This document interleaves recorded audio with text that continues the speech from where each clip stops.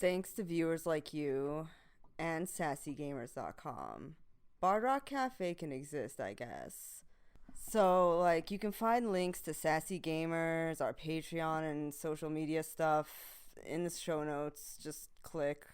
Thanks. Previously on Bard Rock Cafe, what should have been a simple walk to a guard tower turned into chaos thanks to several wild magic surges and confrontations with the guards for Nadir, Epi, and Armbar. But they were finally able to reach their destination for Epi to resurrect the fallen guards. What did Brock and Rook get into while the rest of the party was getting in trouble? Find out today on Bard Rock Cafe.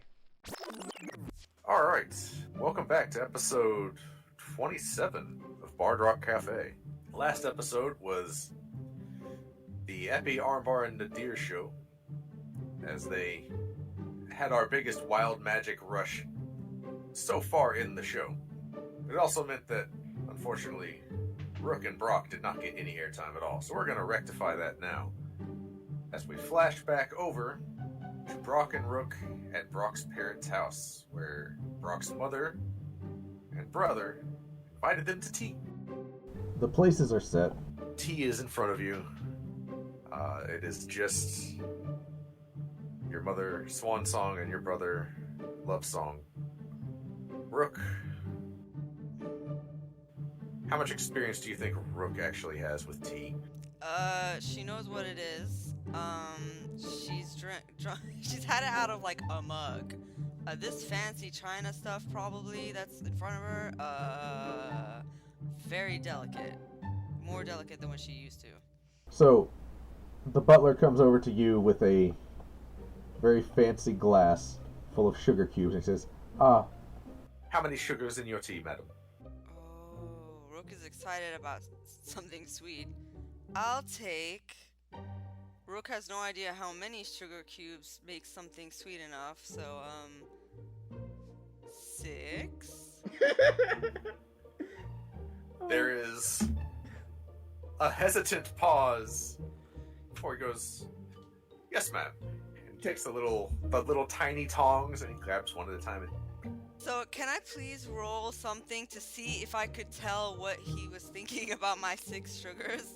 Yeah, roll insight. Okay. Oh man, my insight isn't very good, so... Oh man, I rolled a 19. Well... Can I roll sleight of hand to try and pantomime the number 2 to Rook while she's saying that? Well... Isn't it kind of late? I mean... Yeah. Well, no, you can be like, oh, I misspoke. I meant to say 2. You can do it. Go ahead and roll. I will let you roll sleight of hand. Rook, with that insight, that's still pretty good. You definitely get the sense that that is way too many, and the sense that you are out of place here only intensifies. I rolled 18 plus 3, 21. So, Rook, you do see Brock, miming 2.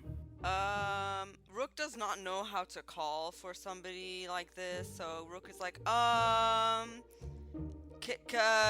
can you make, excuse me, sir, you're sir, can you make that too?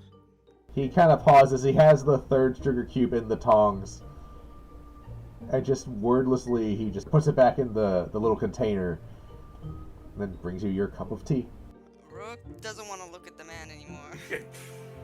You see 2 sugar cubes at the bottom of your tea, still entirely intact. He places a sugar spoon, or a stirring spoon, right in front of you. And then he goes on, Lord Song, how many for you? 2, please, thank you. Alright, he brings you 2, and everybody else gets 2. Rook, you get the sense that you're probably supposed to stir this yourself. Rook is going to try... Rook is going to stir the tea, like what she thinks is normal. Okay, what is normal for Rook? Just, just turn that spoon in there, clingety clang it. I mean, everyone else is gonna do it, right? Yeah. Can Brock, try and, seeing that Rook doesn't know how to stir, try and demonstrate by going first? Brock's trying really hard to guide her through this quietly. I'll tell you what. Both of you roll me initiative real quick. Oh my god, how intense. That is 17 plus 3, dirty 20. 22 total. So Rook starts stirring before you have a chance. Oh man. So it's tink tink tink tink tink tink tink. as Swan Song is just... Brock, you would notice your mother's spoon is like just sort of hovering. Like it's in the teacup, but it's not moving. She seems to have temporarily forgotten herself. And then she starts to just slowly stir. Love Song is just highly amused by the whole situation. Love Song has had lunch with other folks in the guard things. Is used to seeing these types of people. Love Song is just highly amused by the whole situation. Fraternizing with the lower class. This is just a Tuesday for him. But Brock's mom is just, oh. So if there's any question about Rook's upbringing, none anymore. You are not nobility. Anyway, she says, so, Rook, is it? How did you come to meet my son? Oh, through a common associate, somebody that, works at, what used to be Brock's Cafe. I see. And what exactly do you do? Rook is going to feel like lying. Oh, I hunt for, precious objects in the wild. Oh, really? Fascinating. Roll a deception check. Can I get bardic inspiration on this? Oh my god, I got a critical failure. Doesn't matter. Nothing's gonna help that. Well, you know the drill. Just to see if she also rolls really bad. Nope, she sees right through you. 58 and 39. Brock, Yes? I need you to roll me a Constitution saving throw. I'm going to roll a few for everybody else. 12 plus 2, 14. Okay.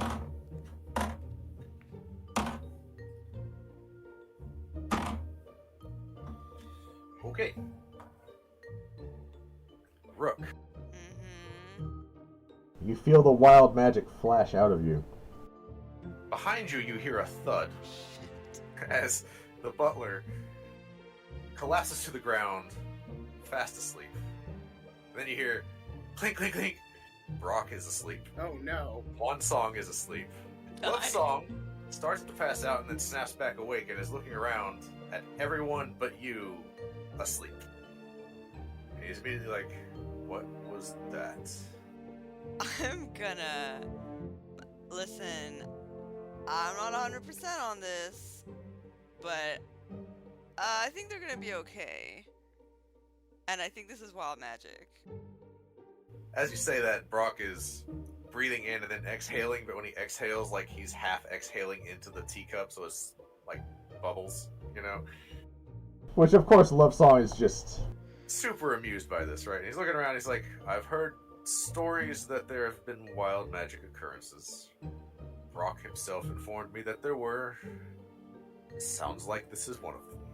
He kind of moves over and shakes his mother a little bit, and she snaps awake and notices that tea just everywhere, and she doesn't understand what happened. Then Love Song kicks Brock in the shins under the table. Brock, you wake up. Can you do me a favor and have Love roll a history check really quick? Sure. It's a 17 on the die. You think he would remember that when Brock falls asleep unexpectedly, he turns into Roll? He does not kick you in the shins. In fact, do you wake up immediately as Roll? I don't immediately wake up. It's when I come to, Roll gets control. This episode just went off the rails completely.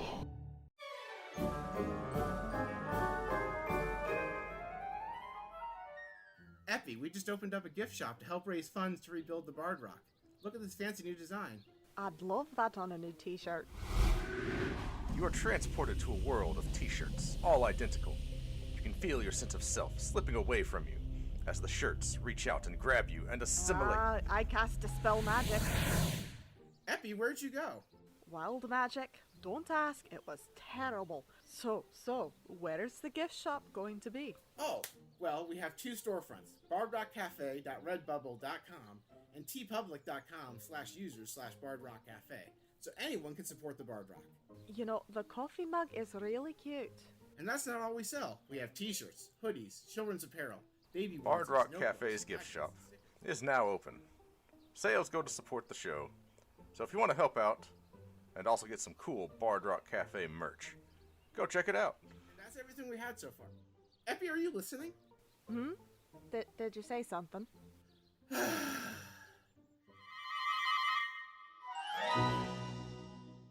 Alright.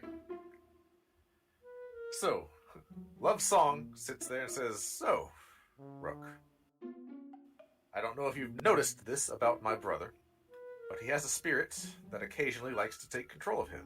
Everyone in our family has a spirit. His, for some reason, is... Yeah. Okay, you know. Mm-hmm. Anytime he is suddenly knocked out or put to sleep or anything of that nature, the other one takes control. So we're going to let him sleep for a moment," as he makes his way over and wakes the butler up. "I am so sorry. I don't know what happened. I will clean this up right away." And he's like, Love Song kind of calms him, and he's like, "Look, it wasn't your fault. Our guest had an accident. Please just take the tray. Maybe bring us some towels, you know." So, Rook, it is you and Brock's family, as Brock is asleep. Okay. I suppose we're waiting for Brock's father, but maybe we should bring Brock somewhere more comfortable to sleep? If Brock was able to say anything when he was falling asleep, he would have probably muttered, "Oh God, tie me up." So let me just ask his brother. So what did you used to do? What did your family used to do about this? Well, the benefit of being a family heavily involved in the City Watch and the Guard itself, we have shackles. So you just shackle him? We find that to be the best option. And how did you get him back? Usually with enough time, it wore off on its own. We could knock him out if you really want to. As he kind of cracks his knuckle, he says, "It's no skin off my back. I'm happy to tell him you told me to do it." Yeah, if you promise the whole bag, it's probably for the best. Alright. And at this point, the butler's coming in with some towels, and so Swan Song takes some and starts, like, drying things off. Love Song says to the butler, "Could you please go get the kit?" It's like, "The kit? Oh, yes, I will be right back." Brock's mother is cleaning him up a little bit, taking care not to wake him up. And a few moments later, 2 sets of shackles, one for Brock's arms, one for his legs, arrive. Love Song proceeds to apply them. Did you ever feel weird about doing this to your brother? He stops and thinks for a minute. You know? No. Alright. Rook is unsure about it, but gosh, just gotta roll with it at a certain point.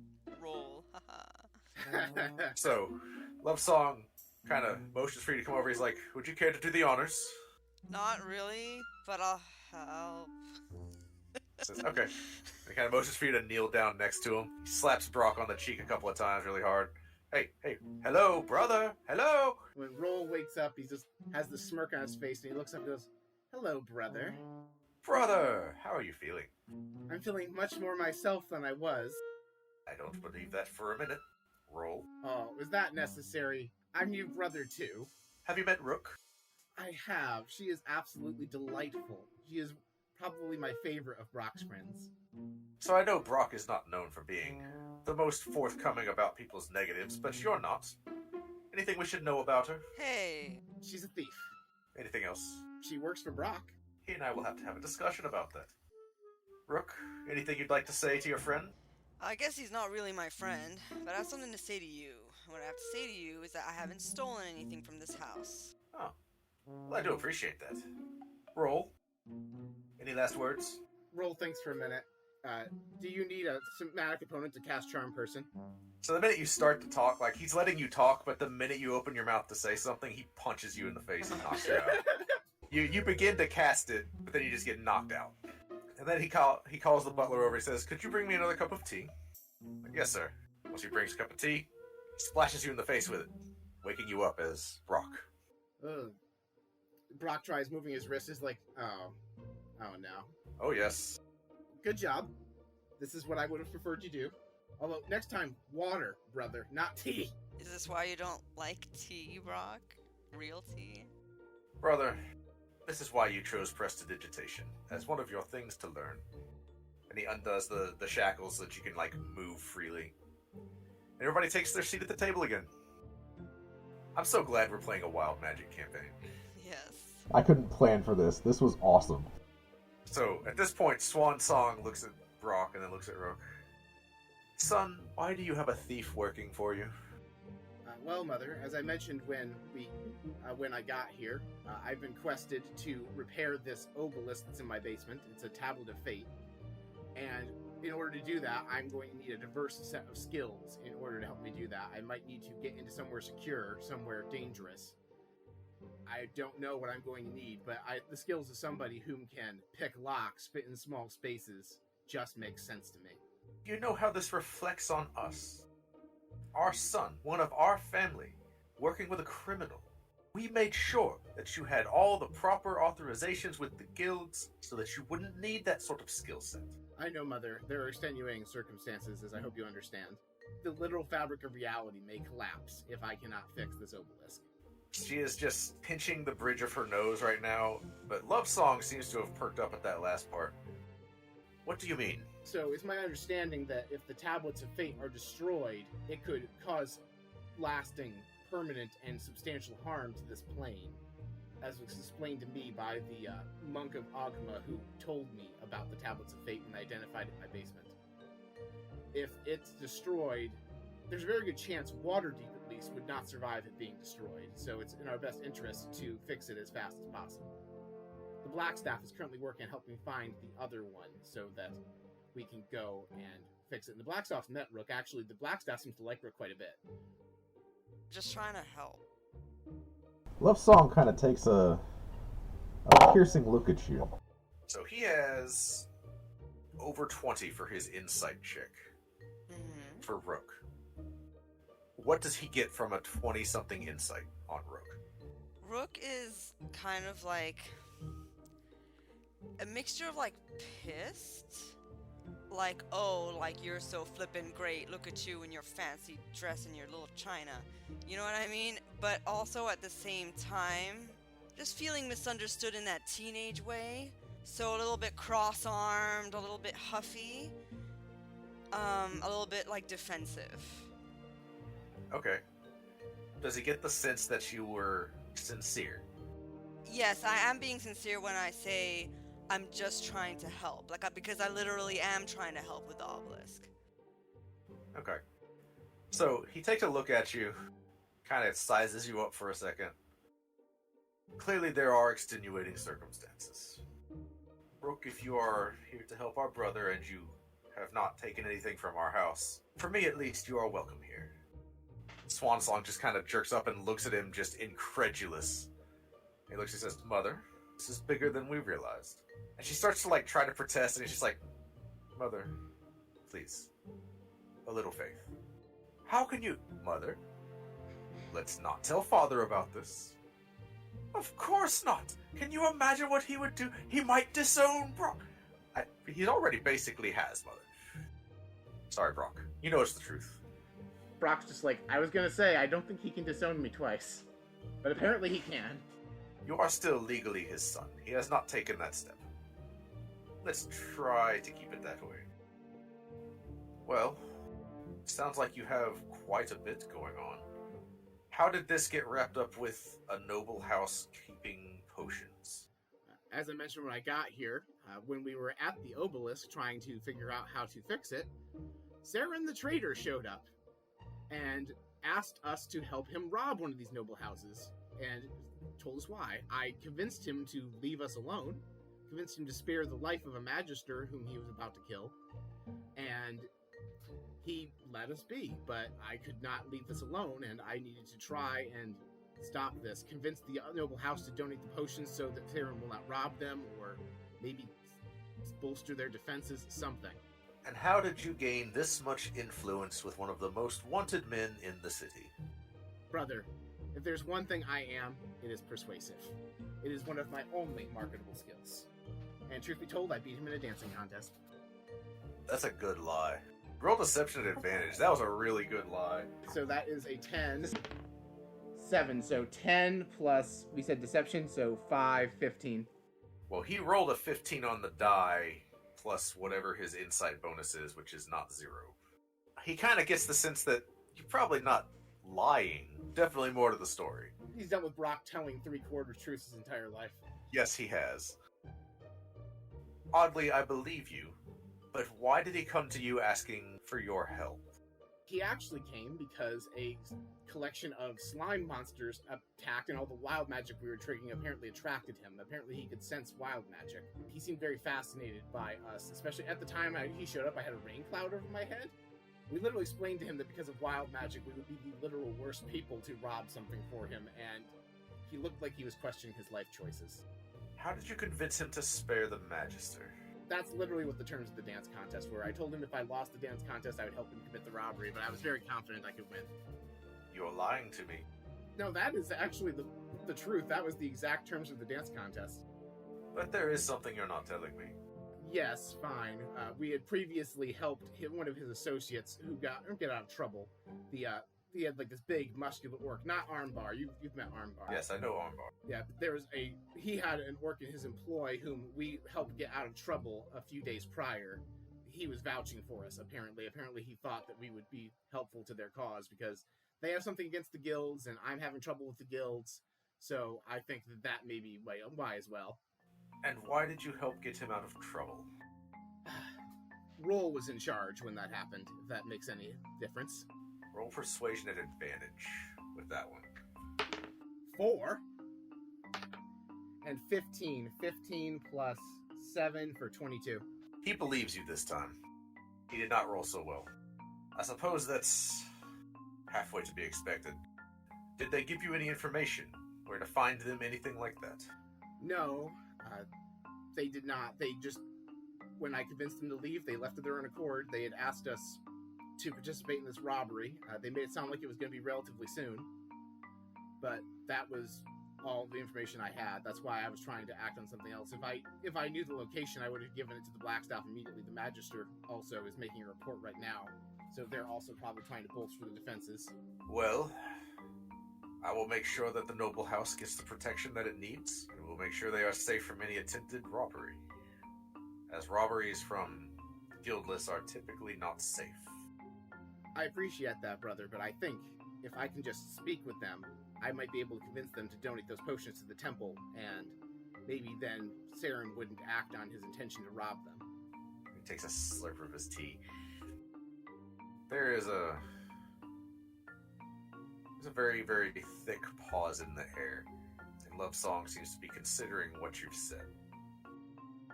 So you are asking me for the chance to talk with the noble houses, so you can convince them to donate their supply of healing potions, in a way to avoid confrontation with a criminal organization. Yes, and considering that the criminal organization is, the guildless, from what I've heard, are a particularly violent organization, and right now, without the temple's ability to heal, anyone who stayed to protect that noble house would be much more likely to get injured or die. It's a very volatile situation, and I think I can defuse it. If there's one thing I'm good at, it's statesmanship, ironically. I understand, but my job is part lawkeeper, and I know where they're going to strike. I think it's better for us to be ready for them and capture some of them. Rock thinks on this for a bit, and I don't want my brother to die. And he says, I think if Saren shows up himself to this heist, I'm afraid of what will happen. I'm afraid for you. You're a paladin, brother. Do you have your magic right now? I do not. If this can be avoided without bloodshed, then I think that is what's most important right now. I think there's going to be a time and a place to bring Saren the Traitor to justice, but I don't think that a bloody battle in the home of a noble family is the way to go. Roll persuasion at disadvantage. I'm going to give myself Bardic Inspiration. Okay, sure. That is a 12 and a 15. So 12 plus persuasion is 7, so that's 19. I'm going to roll my d6. That's a 5 for a 24. D6 made the difference. Love Song has a pretty good charisma score. He is a paladin, and he rolled an 18 on the die. But he thinks for a moment, says, well, I don't know that I entirely agree with you. I can agree with the idea of letting that noble house choose for themselves. I will set up a meeting, if that is all right with you. That would be wonderful. Come back tomorrow. We'll have lunch. I'll come back tomorrow. I don't know what else they'll do. I might bring my other associates, Armbar and a friend of ours named Epimetheus. Your associates are, of course, welcome at this house at any time. I would warn you, Father may be present for this one. Expect some pushback. That's fine. Actually, I wanted to ask, Amanda and Sigmund, the husband and wife that I referred here, how are they doing? Oh, well, they're working in the kitchen right now. Would you like to meet with them? Yes, actually, when we finish tea, what's left of tea, maybe I can go and just see how they're doing. Lovely. You guys continue having tea for a little while. Is there anything else you wanted to talk about with your family while you were here? Same to you, Rook, if you wanted to bring up any concept at all. Rook feels like she's said enough. And feels a little hurt. Brock does have one thing on his mind. He's like, right now, the state of the city, especially with the lack of healing magic and all the other problems that have arisen, it's really highlighted to me how broken the system with the guilds and the nobility are. Is there something that can be done about it? Well, I've given that some thought myself. The guilds and the nobility strike a delicate balance in the city. As you know, the Open Lord is the manager of both. The guilds manage the economic side and keep the lower class running smoothly. Meanwhile, the nobility, who own various parts of the city, who own businesses, who are wealthy enough to pay for things, keep the investments in the city running. How much do you know about... He actually turns to Rook and says, how much do you know of the Hidden Lords? How much do I know of the Hidden Lords? Roll history. I rolled a 21 total. So Waterdeep has an interesting governmental system. So there is the Open Lord, currently Laeral Silverhand, who is in basically the face of Waterdeep. If they were to have a president, this would be it. But everybody else that is in charge is a hidden lord, or a masked lord. Nobody knows who they are except for the Open Lord, so the Silverhand would know who they are. Okay. Other than that, their identities are kept very strictly secret. The premise for that is they cannot be bribed or bought off. That is about all that you know. Okay. Do you communicate any of that to him? Yeah, I'm gonna say, well, it's not like I know who they are. No. No one does, even the other masked lords. Only the Open Lord knows. Unfortunately, this means that change comes very slowly. The guilds answer to the masked lords, and the masked lords are chosen basically through an application process. There is a hefty buy-in fee where an investment is made or pledged to Waterdeep, and an interview is conducted between the Open Lord and 4 of the masked lords. If they are all in agreement, another masked lord is added to the number.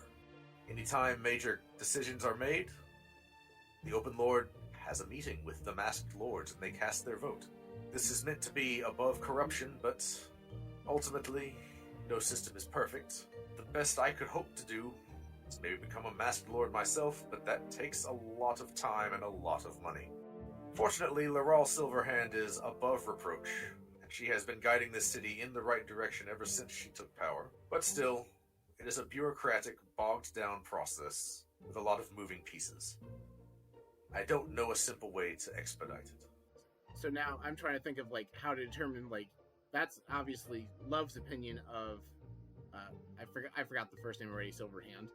I don't know what Brock's opinion is of them offhand, but right now Brock's really questioning.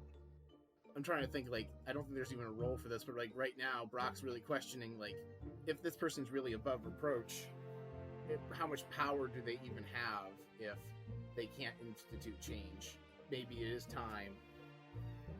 How often is the Open Lord chosen? That's, I think, what he's thinking. And I don't know if he would just know this because he's a noble, or if he needs to specifically ask.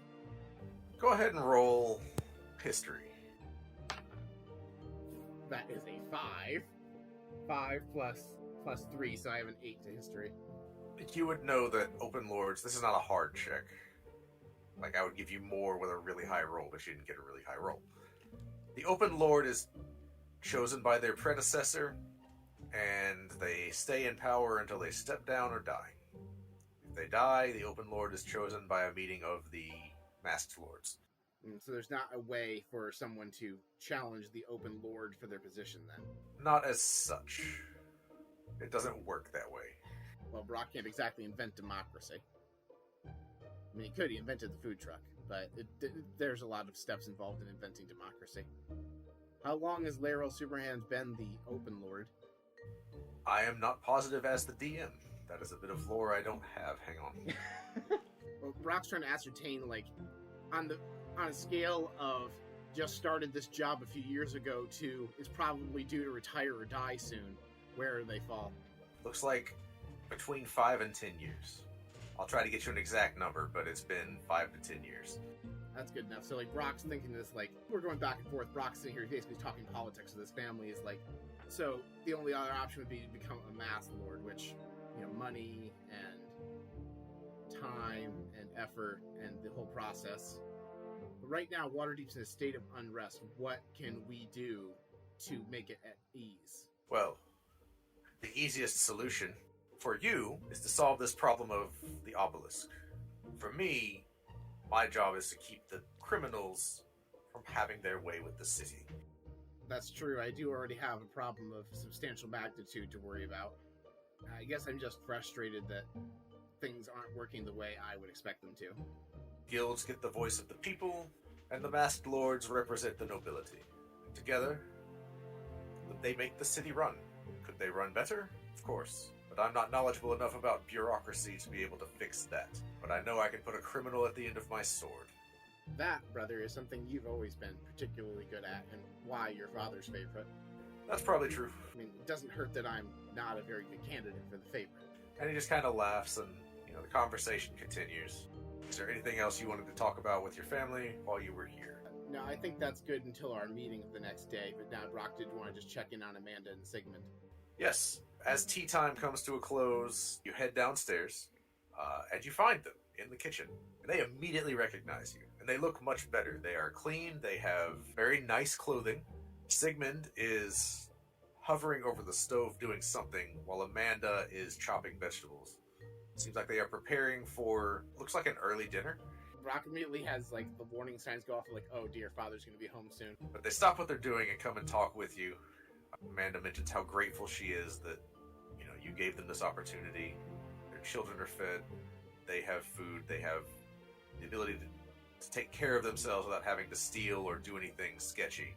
They say that, Pop Song is a taskmaster, but he's fair. Love Song has been a voice of patience with them. They've learned their required duties, and they're doing very well. I'm so glad to hear that. I'm glad to see you're both doing better. And I see they put you to work in the kitchen. That actually, I'm going to be back for lunch tomorrow. I don't know if you have any inspiration for anything, but I need that lunch to go very well. It's a very important lunch. Happy to have you. What's going on, if you don't mind us asking? And you see, Love Song is kind of hovering. It kind of gives this look of, that's really not your business, but then, it's already been said, right?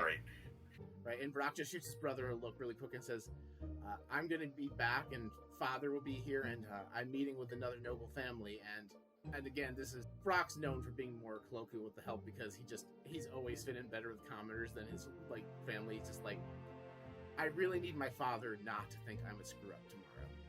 I'm not sure what the food can do about that, but we'll try our best. Brock's just Brock's immediately tells them his father's favorite food, which is probably just a specific kind of cucumber sandwich, to be honest. They do ask, what do you know what noble family is coming tomorrow? I don't, and Brock looks over to Love. He kind of sighs. He says, House Ralnorth will be paying us a visit. Have I heard of that house? Have I stolen from them before? Well, it's not a hard check, but go ahead and roll it for history. That is a 19 plus 3 for Brock. 17 total.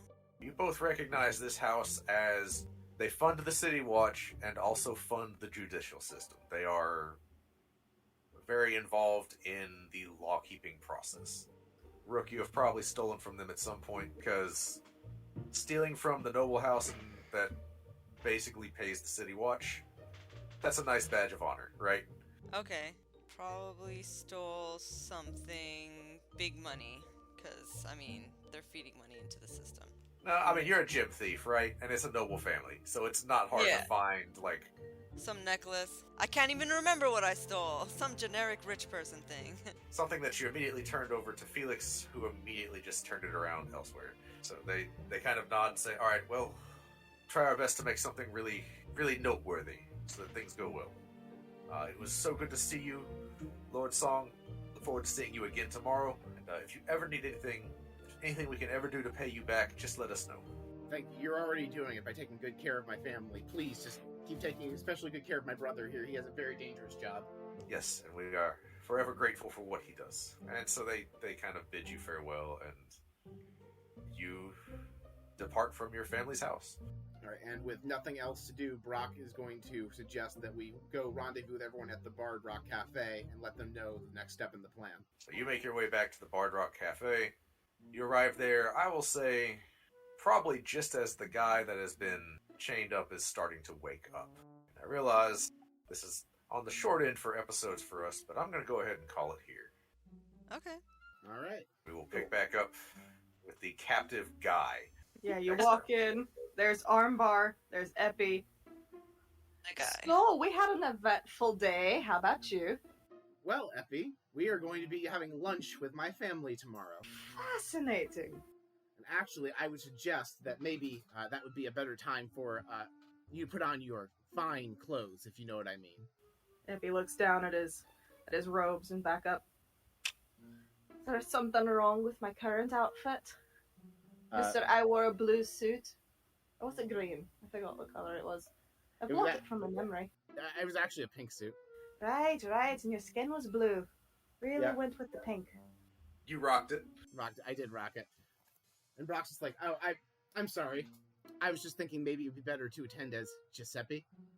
I have no idea what you're talking about. Brock just gives Epi this look like, I know you know what I'm talking about. He gives you this looks like he knows you know what he's talking about. We're going to be meeting with them to try and convince the family that's been hoarding those potions to donate them to the temples and prevent the robbery from happening. Epi kind of looks at you, looks at the guy in the barrel, looks at you. About the robbery. So you see this fellow we have in the barrel. He might have some information about that, but we're not really sure because he's still, predisposed. Brock looks around to see if the magisters yet returned to their post. They have not. You know, this is probably like the fifth most illegal thing that's happened in this basement. Only the fifth? In the basement? Oh, alright, fair enough. And the guy does seem to stir a little bit, and he wakes up. He looks around at all of you, says, all right, now what? And that's where we're going to end the episode.